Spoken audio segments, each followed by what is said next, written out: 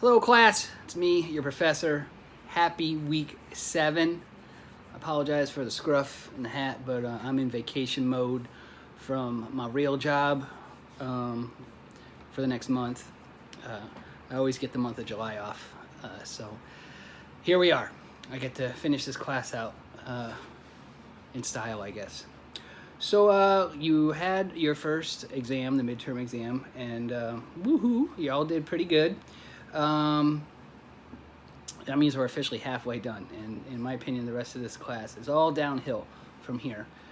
We got all the hard stuff out of the way, and so this week we're covering confidence intervals, although the session content refers to them as confidence limits. Is really confidence intervals. That's the real statistical term. And so there's a little video there from our program chair and going over the PowerPoint. It's helpful to some degree. I think it will be more helpful just for you to understand what confidence intervals are, and really all they really are is kind of like this margin of error. It's really just a range for any calculated statistic, whether it's for a mean, a proportion, so on and so forth. It's just kind of plus or minus that margin of error. So whatever the confidence interval is, it's whatever the test statistic is. Let's say, for example, the mean, it's plus or minus whatever that margin of error is calculated as. So and I've given you a nice helpful help file for this week's homework for you to crank through. There's a lot of calculations, but the templates there will break it down. And I think more than anything it's really useful is because confidence intervals aren't normally easily calculated in Excel. We used to have this nice little add-in, not the data analysis tool pack, but it was called PHstat. It was back when we had a textbook and it came free, and you would just add it in, and it's just an Excel macro file, and it had all these statistics in it that were not in the tool pack, like calculating confidence intervals for proportions and stuff like that. So whenever you see these little templates that they give you with the colors, the teal where you enter the data in, and the yellow where the calculations are, that's from the program actually. I still use it, so it's been very helpful. But we're not allowed to use it because we're not allowed to have a textbook, so yay UMUC.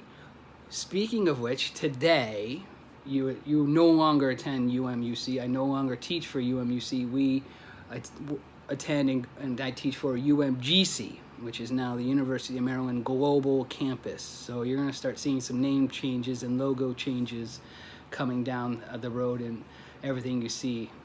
And it's actually good for all of us.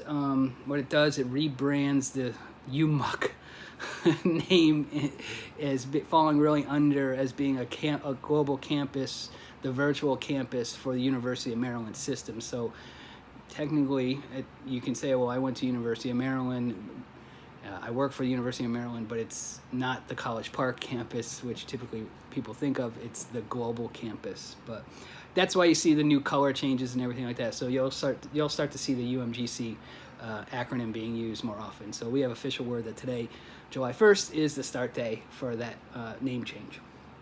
Okay, so that is it. Any questions, just ask. You should have everything you need to do this week's assignment. There's no discussion. Yay. And that's it. And we have like a couple more quiz-based assignments, the cursed writing assignment, article review, and then the final exam. So that is it. Like I said, it should be all downhill. So let's have a great week and enjoy yourselves.